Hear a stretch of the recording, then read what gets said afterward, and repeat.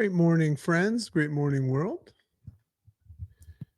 This is your boy, Dr. J.C. Doornick, aka The Dragon, coming to you with another live edition of the Make Sense with Dr. J.C. podcast. This live stuff is really, really interesting. And I want to hit on that like I typically do, because anytime I ever experience something that has worked for me, I want to pay it forward to everybody. So as people show up live or find this as a recording, just understand that the idea of me creating something that I think has value and sharing it with you is not meant for you to just gain access to it and know about it. It's really meant for you to put it into play and do something with it, like I have. And I'll share a little bit about that today. Great morning, Lori. So as you come in, like Lori just did, feel free to leave a comment and share, ask questions, say something nice, say something mean. It's all good. I appreciate everything. But today we're going to talk about really a couple of topics, but it's going to revolve around the idea of getting out of your own way. And I've prepared a podcast episode that I just think is going to be spectacular, and I can't wait to launch it. And it'll probably come out in a couple of days. But the episode is going to be called Flip the Switch: How to Get Out of Your Own Way and Into a Life that Grows. You know, that one of the principles of our private community, Make Sense Academy, is that we say that it's where confusion dies and progress thrives. So that kind of lends to that. And this is going to be about this surprising, bewildering shift that takes place when we move from a know-it-all framework, which, believe me, I know all too much about, to one that we call a learn-it-all framework. And that's going to help us unblock our career, relationships, and purpose. And we're going to reference in the background, just to shed color and also some of the work behind this stuff, the amazing book. I believe this book came out in 2007. It's up here somewhere in my books, but it's a book by the amazing Carol Dweck. Carol Dweck is just probably like just the queen of mindset. And if you ever get into this stuff about the difference between a fixed mindset and a growth mindset, which is very much parallel to this idea of being a know-it-all versus a learn-it-all. This is the book, right? I mean, she's written a bunch of other books, but this particular book was in 2007 written, and it was just delicious. It's called Mindset: The New Psychology of Success. So it's funny in 2007 how that was considered the new psychology. So in any case, great morning, everybody. What we're doing here is we're going to take the information. This is kind of like a summary / cliff notes, just free flowing. Allow me to share what I love about it with you and spend, 20, 30 minutes, more like 30, and get you excited about, some things for the day, arm and equip you for the day. And once again, as people show up live, we're streaming to multiple platforms. Sometimes I don't even know what platforms we're on, but I know we're on YouTube, we're on Facebook, and we might be streaming on Substack right now. And for that matter, I am an avid writer. It's part of my morning structure. I read a lot and I write a lot. And I have created an amazing blog called the Make Sense Substack. And I invite you guys to follow it. It's absolutely free. Some people do support us on that, but I write almost every day about just some interesting perspective shifts. I love to share some what I call good shift with people, and that's kind of my brand, and that's what I do in my social media and my Substack. So if you like the idea of getting something almost every day in your email that amounts to just like a 1 to 5 minute read that will just say, what if it was this way? And you'll get that through the Substack. So if you can't find it, you go to Substack, and it's called the Make Sense Substack, or just reach out and I'd be happy to give it to you. And once again, this is a live episode.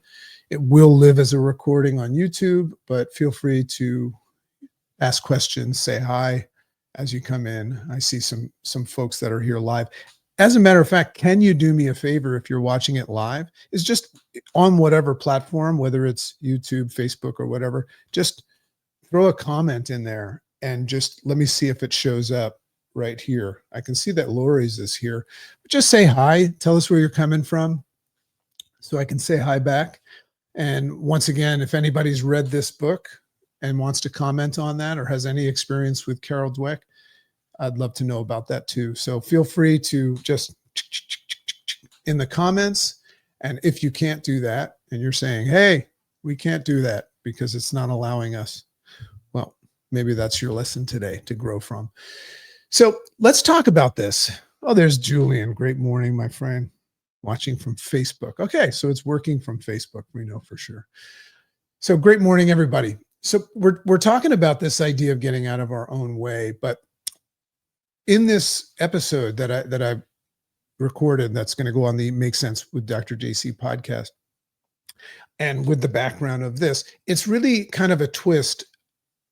The idea of getting out of your own way, just think about what that means. That's something that I spent quite a bit of time. The first thing you would need to do is, in some way, shape, or form, identify that you're in your own way. That's probably the hardest step.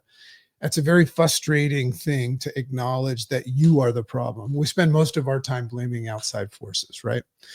So what I love about that idea is if you look at the difference, the parallel between somebody being a know-it-all versus somebody being a learn-it-all, and I go in depth into that in this episode, I'll share my personal story of how I discovered this and how by removing this desire that I had. When you're a know-it-all, you have this desire and it's a fixed mindset. And so that's where, Carol Dweck's book comes in, and she talks about the difference between a growth mindset and a fixed mindset.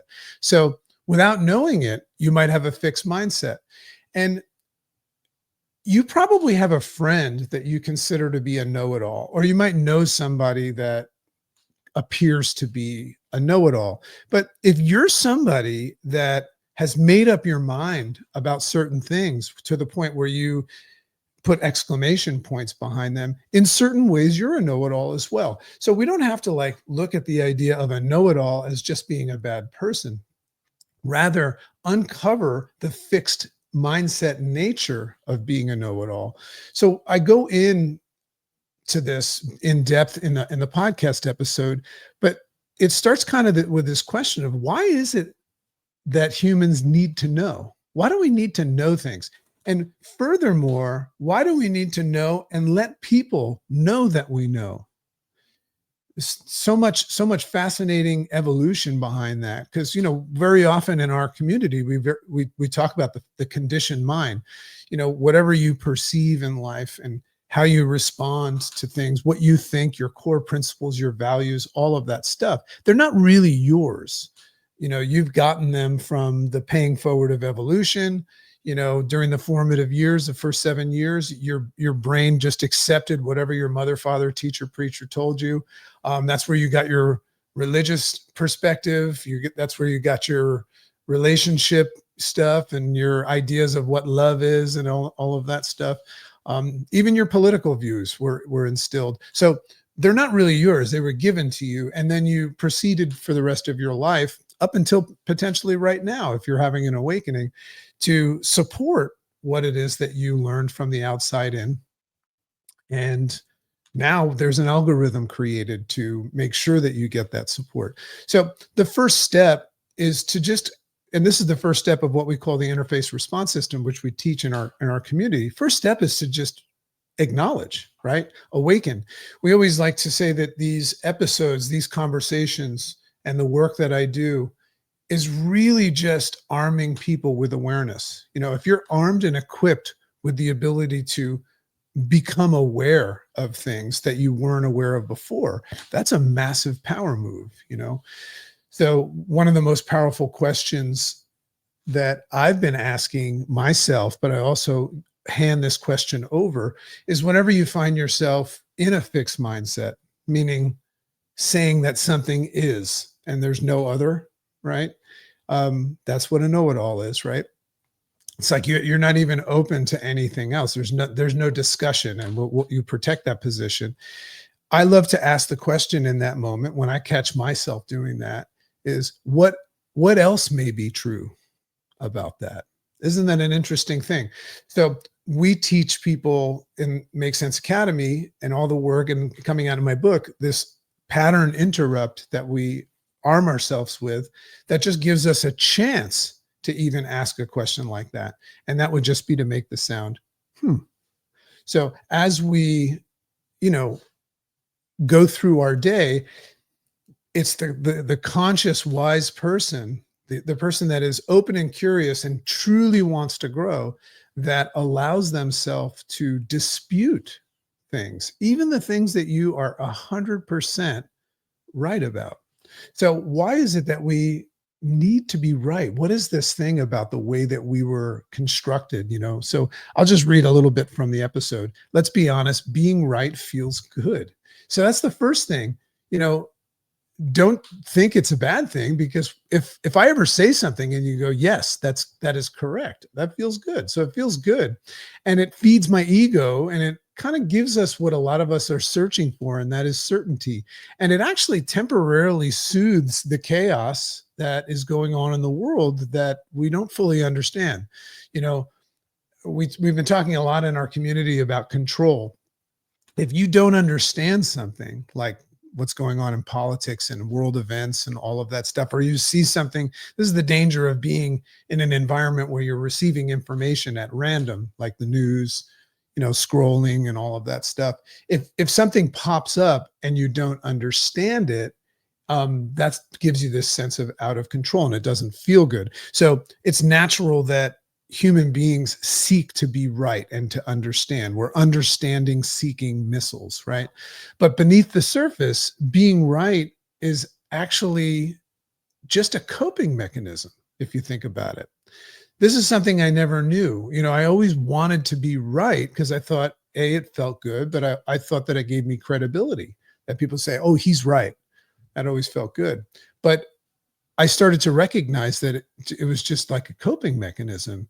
And it was a coping mechanism that was addressing my brain's deeper fear of being wrong, the opposite. So think about being right feels good, but think about how bad and unsettling it feels when you find out you're wrong or you make a mistake. You know, one of the things that I was always looking to avoid, and it's ironic because if you're a know-it-all, you make more mistakes. And you get more of this unsettling feeling when you put your foot in your mouth, you say the wrong thing, or you say something that you realize deep inside is complete nonsense.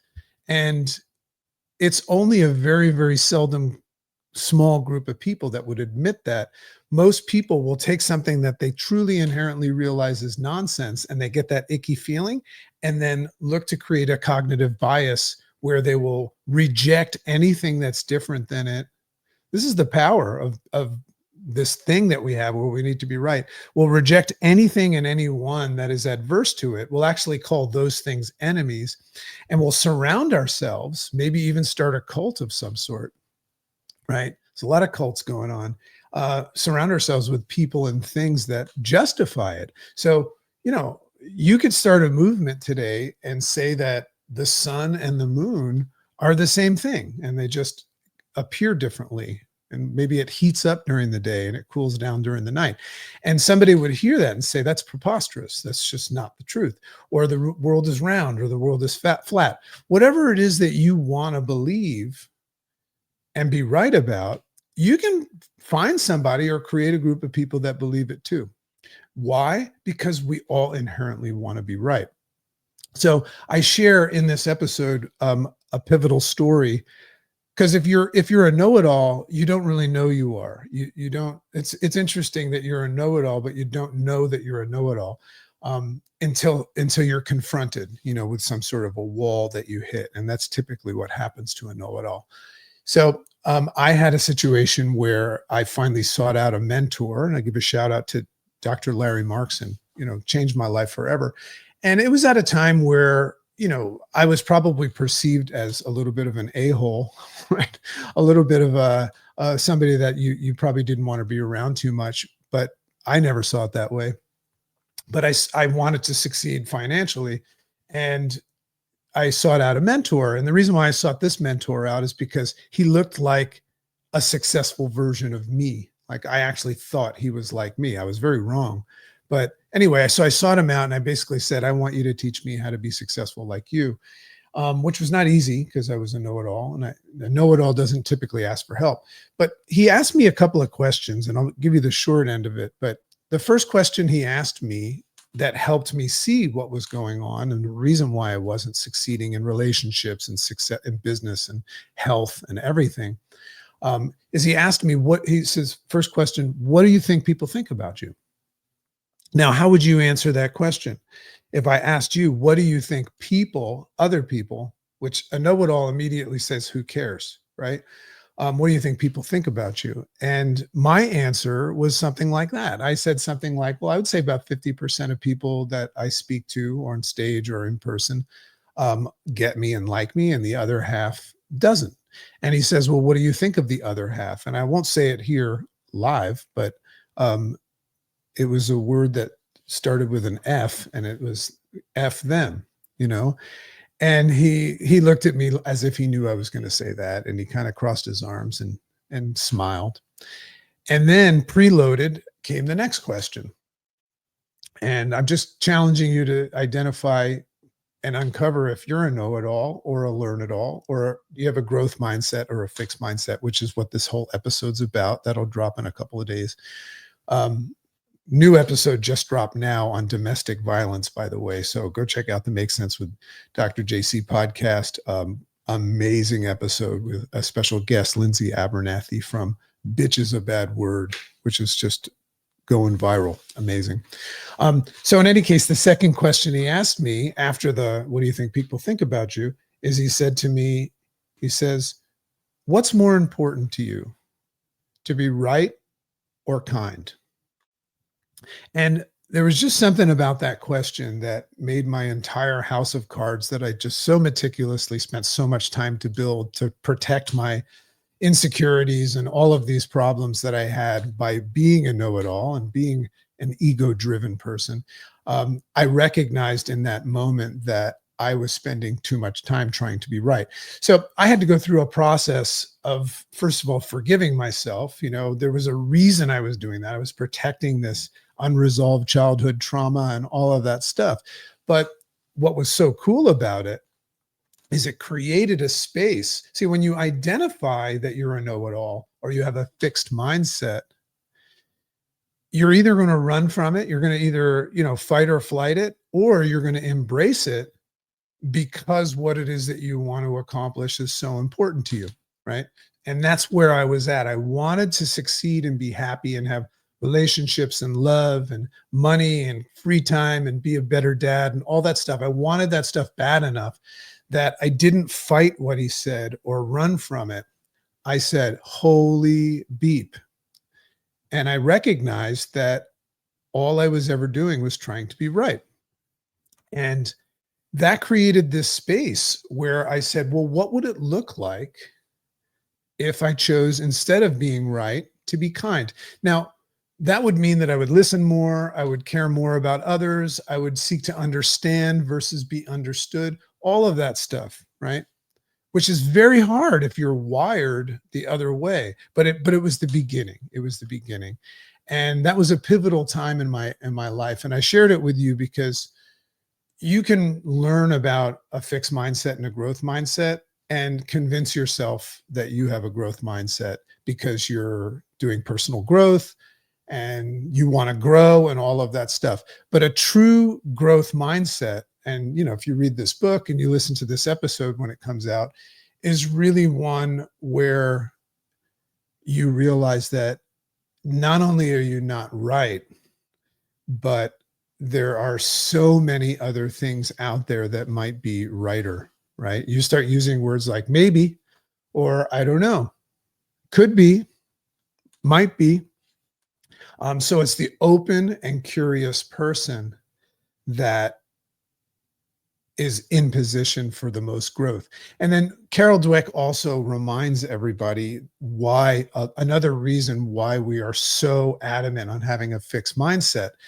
It's a protective mechanism, to be a know-it-all and say this is this and not entertain anything else, um, is a way of avoiding the truth that if you want to grow, there's a sacrifice of hard work and failure, lots and lots of failure.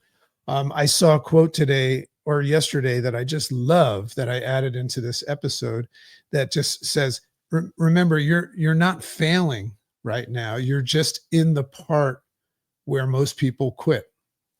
Right. So there's a very big reason why there's so few people sitting at the top of the mountain at the table called success.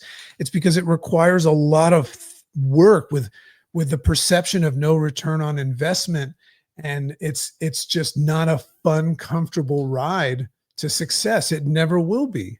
And if you ever comfortably find success, I mean, just look at every story of anybody that just comfortably found success. The only person that comfortably finds success and keeps it is somebody that gets comfortable with being uncomfortable, right? But it's always uncomfortable, and that's why so few people have it. So if you look at the idea of truly growing, being open and curious, allowing your ego to be checked and just identify the possibilities of anything, say maybe, to be like a scientist. A scientist is not interested in being right. They're always interested in what's better. When a scientist proposes a theory that he spent years and years, maybe even his life, and then another one comes and gives a better, more accurate theory, this scientist gets excited about that. So that's the growth mindset. I thought I had a growth mindset because I was in personal growth and I wanted to grow. But what I didn't know is that I had a fixed mindset because I had some rules about how it would have to happen, and it would have to be all about me. So that's what this book will help you really, really identify the difference between a fixed mindset and a growth mindset. But this idea of getting out of your own way, it's a really funny thing. It's more of an excuse and a coping mechanism than anything. A lot of people will have that written on their tombstone. This idea of saying, I spent my life trying to get out of my own way. You're not actually in your way. Rather, what I found, my observation with myself and others, is that I actually placed myself in the way to protect me from something. So it's not that I was in my way. I needed to ask a different question: is what am I avoiding? And peel all the layers off of that. And you'll always find yourself reverting back to this place where you're avoiding responsibility, right? Nobody's coming to save you. Your happiness, your joy, your success, any single person in the world, me included, you included, can decide right now on something that they really, really want, that's super sexy and valuable. And it's got to be, because it's got to be more important than your excuses. But you can decide right now what you want and identify the things that leverage it by looking at people that have accomplished and achieved what you want, and go get it. It's going to be hard. It's going to suck. You're going to fail more than you succeed, but it's 100% certain that you will get it if you go at it like that. So this idea of getting out of your own way, maybe that is just your way of protecting yourself from that work. Everything that we desire in our, the utopia and the proverbial dream life that we have, is just sitting on the other side of work and thankless work and failure and all that. So you can see there, that's a big part of it, is a fixed mindset. And, this idea of being a know-it-all, it's a protective mechanism that's protecting you and keeping you away from the harm of success and growth. So that's a big, big distinction. I go over one of my favorite analogies, that our brains are like right protected SD cards. When you wake up in the morning, most of us just let yesterday's program boot up.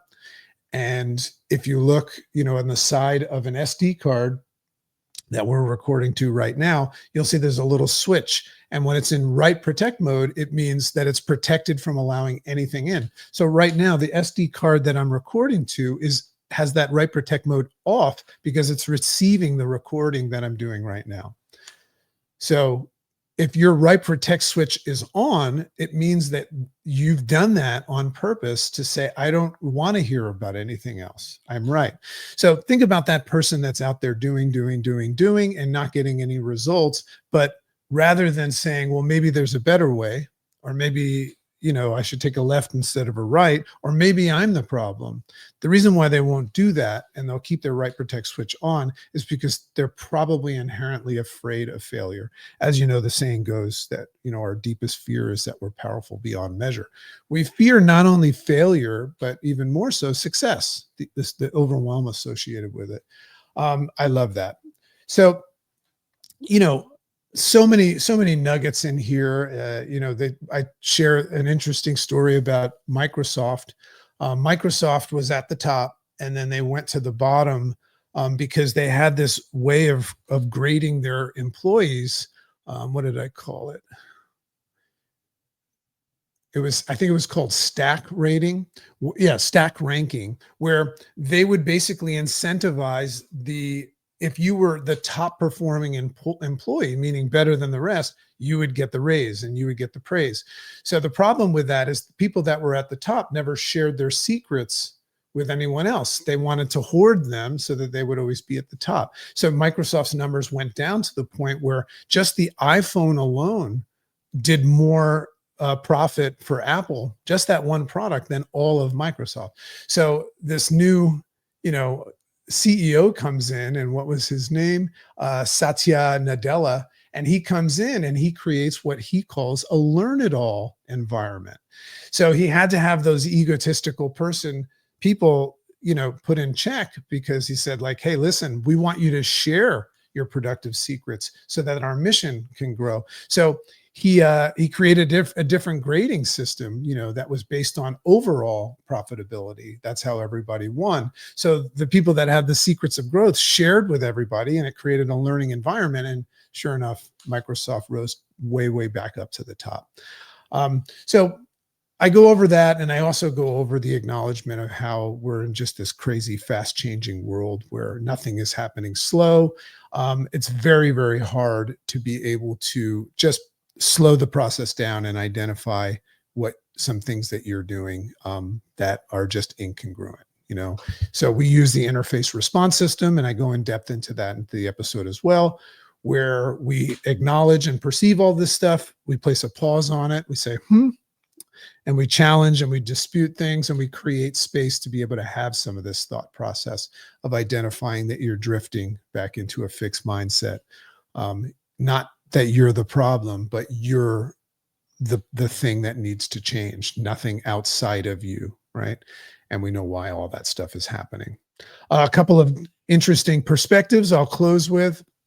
This would be the idea of moving from you saying, this is just how I am, to that's how I've been, but I'm now open to who I could become. That's a good one. Or they just don't get it. I used to say that a lot. To maybe they see something that I don't. Isn't that a cool one? Or I already know this. And then change that to, let's see what I missed last time. Always open and curious. Or even just, I disagree, to interesting. Tell me more. I'm open and curious. So this goes from a personal level to a global level, and I highly recommend reading this book. If you're not already subscribed to the Make Sense with Dr. JC podcast, check it out. We're almost at 200,000 downloads a month, and it's just insane that it's growing, and we have advertising and all that stuff. And it just means that people are ready and open and willing to step into the arena of play, of growth. And if you want to check out the Make Sense Academy, just always reach out to me and say, make sense. We'll send you information on that, and you can join our community where we actually do this work and, Love and appreciate you all. This has just been a little bit of a fun summary, just going live and giving you the raw how I'm feeling about this. But make sure that you look out for that episode when it comes out. It'll probably come out in my Substack newsletter as well. And definitely check out this book. It's an oldie but a goodie. And then once you read her book, you can read the rest of them because they're all accents on that. Love and appreciate you all. You have an amazing day. And remember, if you learned something today, give it away. Right? Put it into play and give it away because that's the way it's going to stay. Love you. See you next time. Bye-bye now.